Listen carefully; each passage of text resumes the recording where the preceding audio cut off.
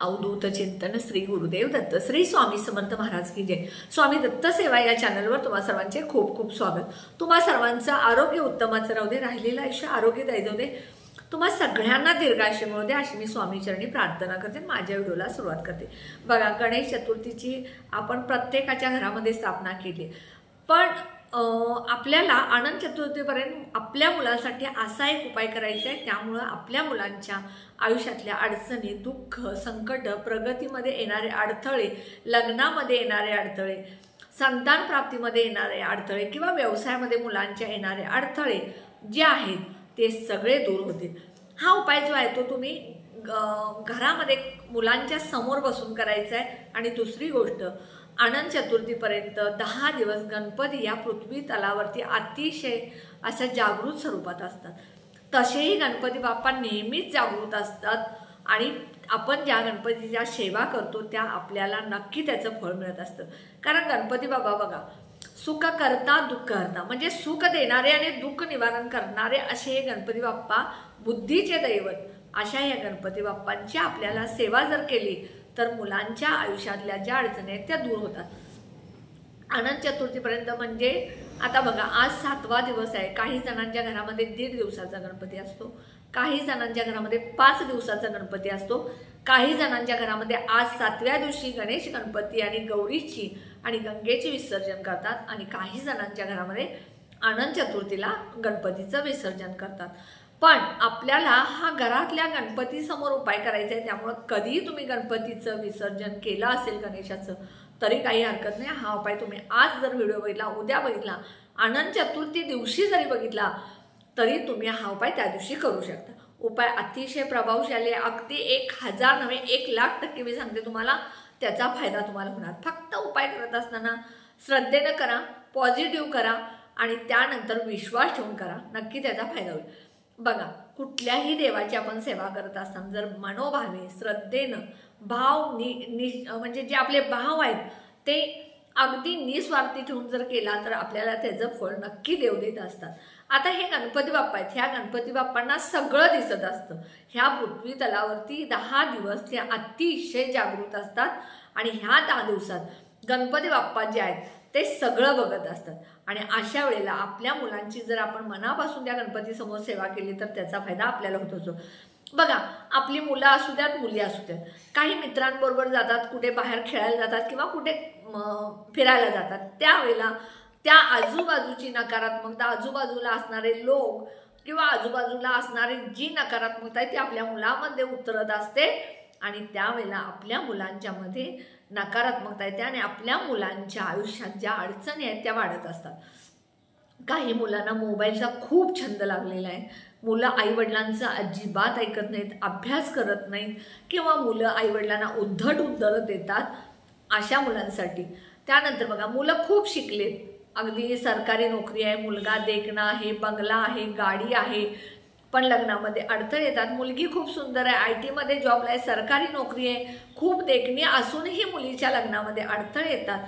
मुलगी खूप अभ्यास करते पण पेपरला गेल्यानंतर विसरते, किंवा मुलगा असू दे, किंवा बघा मुलं अभ्यासच करत नाहीये किंवा घरामध्ये वारंवार वाद करतात। अशा वेळेला आपल्या मुलांच्या प्रगतीमध्ये आणि जे काय आता मी सांगितलेले दोष आहेत ते दूर होण्यासाठी हा उपाय काय करायचं बघा, हिरवे जे मूग आहे आपण जे भाजीला वापरतो ते हिरवे मूग, मुगाची डाळ नाही, हिरवे अखंड मूग घ्यायचे, 1 मूठ घ्यायचे। तुम्ही देवघरामध्ये बसायचं। सगळ्यात पहिल्यांदा सकाळी आपण ज्या वेळेला हे उपाय करणार असतो त्या दिवशी आपण आपल्या आंघोळीच्या पाण्यामध्ये मुलांच्या घरातल्या प्रत्येक व्यक्तीच्या पाण्यामध्ये हळद टाकून आंघोळ करा, तुमचं घर स्वच्छ करा, देवघरातली देवपूजा नित्यनेमाची करा आणि त्यानंतर तुम्ही हिरवे मूग घेऊन तुम्ही देवघरामध्ये बसायचं। शेजारी तुमच्या ज्या मुलांना उपाय करणार आहे त्या मुलाला जवळ बसवायचं, 1 मुलगा असेल तर 1 मूठ, 2 मुलं असतील तर 2 वेळा हा उपाय करायचा आहे।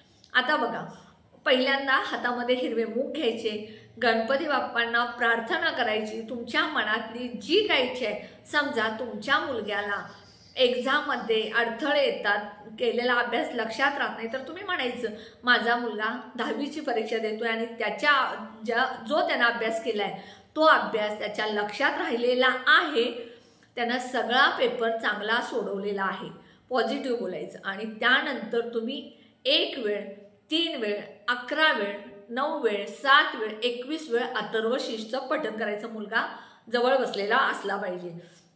त्यानंतर बघा हे मूग जे आहेत ते तुम्ही 7 वेळा घड्याळाच्या काट्याप्रमाणे क्लॉकवाईज मुलावरून उतरायचे. आता हा उपाय समजा आईला विटाळ असेल, आईला करता येत नसेल तर वडील करू शकतात. आता समजा वडील पण तिथं नाही आहेत तर बहीण करू शकते.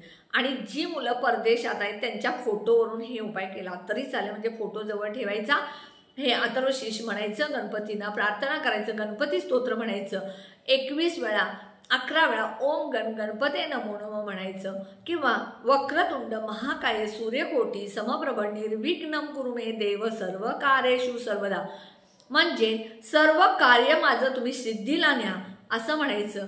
आणि 7 वेळा हे मूग आहे ते क्लॉकवाईज उतरायचे आणि एका मंदिरामध्ये जायचा. हा उपाय मंदिरातच जाऊन तुम्हाला करायचा आहे. देवघरात बसून हे करायचं आणि हे मूग मंदिरात जाऊन अर्पण करायचे. गणपती बाप्पांच्या मंदिरामध्ये जायचं, गणपती बाप्पांच्या चरणाजवळ तुम्ही तुमच्या हातातले मूग धरायचे, प्रार्थना करायचे. जाताना तुम्ही डब्यामध्ये नेला तरी काही हरकत नाही. लांब असेल मंदिर, गाडीवरून जाणार असाल तर तुम्ही हे मूग हातातले तुम्ही डब्यामध्ये ठेवा, तिथं जाऊन तुम्ही हातामध्ये घेऊ शकता. जाताना अगरबत्ती, कापूर, जास्वंदचं फूल, दुर्वा हे सगळ्या वस्तू घेऊन जावा. तिथं गेल्यानंतर ह्या सगळ्या वस्तू अर्पण करा. मूग परत हातामध्ये घ्या, गणपती बाप्पांना प्रार्थना करा. हे गणपती बाप्पा, आज मी हा जो उपाय माझ्या मुलासाठी, त्या मुलाचं नाव घ्या आणि ह्या मुलासाठी 10वीच्या परीक्षेत चांगले मार्क पडलेत, त्याचा अभ्यास केलेला लक्षात राहिलाय किंवा मुलगा चांगल्या नोकरीला लागण्यासाठी असेल किंवा माझ्या मुलाचं लग्न चांगल्या मुलीशी झालंय, असं जी काय तुमची इच्छा असेल ती बोलायची आणि हे मूग जे आहेत ते गणपतीच्या चरणाजवळ अर्पण करायचे. समजा आता गणपतीच्या चरणावरती तुम्हाला मंदिरात अर्पण करून देत नसतील तिथले गुरुजी, कारण गाभाऱ्यामध्ये काही ठिकाणी तुम्हाला जाऊन देत नाही, त्यावेळेला गणपतीच्या मंदिराच्या आसपास जिथे झाड आहे, कुठलंही झाड असू दे, त्या झाडाखाली जरी हे तुम्ही मूग अर्पण केला तरी चालेल. गणपतीच्या देवळातच का तर मंदिरातली जी जागा आहे, मंदिरातलं जे वातावरण आहे ते सकारात्मकता असते, त्यामुळं तिथं तुम्हाला हे मूग अर्पण करायचे. अशा पद्धतीनं तुम्हाला अनंत चतुर्थीपर्यंत आपल्या मुलांसाठी हा उपाय करायचा आहे.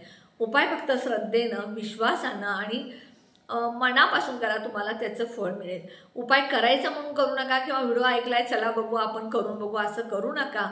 आणि मुलीला ज्यावेळेला हा उपाय करणार आहे त्यावेळेला तिचा विटाळ नसावा एवढं लक्षात ठेवा, किंवा सुतकामध्ये हा उपाय तुम्हाला करता येणार नाही. एवढे नियम पाळा आणि उपाय करा. नक्की तुमच्या मुलांच्या आयुष्यातल्या ज्या अडचणी आहेत, कोणतीही अडचण असू दे, अगदी म्हणजे कठीण मुलांच्या आयुष्यातली अडचण असू दे, ती दूर होणार. मुलं मोबाईल घ्यायचं बंद करतील, अभ्यास करायला सुरू करतील, तुमचं ऐकायला सुरू करतील. त्यानंतर नोकरीवाले असतील त्यांना नोकरी लागेल, लग्न असेल त्यांची लग्न होतील. सगळे तुम्ही लहान 1 वर्षाच्या मुलापासून अगदी लग्न होईल झालेल्या मुलांपर्यंत संतान प्राप्ती मुलाला व्हावी ह्यासाठी सुद्धा तुम्ही हा उपाय करू शकता. आता हा उपाय जो मी सांगितला आहे, हा उपाय तुम्ही माझा व्हिडिओ बघितला आणि तुम्ही हा उपाय केला, तसं तुम्ही माझा व्हिडिओ शेअर करायचा. कोणाला तुमचे मित्र असतील, नातेवाईक असतील, शेजारी असतील, संबंधित असतील, ह्या सगळ्यांना तुम्ही हा व्हिडिओ शेअर करायचा. का तर तुम्ही जसं व्हिडिओ बघून हा उपाय करणार आहात तसं दुसरे तुम्ही शेअर केल्यानंतर नातेवाईक बघून जर हा उपाय केले तर त्यांच्या मुलांच्या आयुष्यातल्या अडचणी दूर झाल्या तर सगळ्यात पहिल्यांदा तुम्हाला आशीर्वाद मिळत असतो. त्यामुळं व्हिडिओ शेअर करा.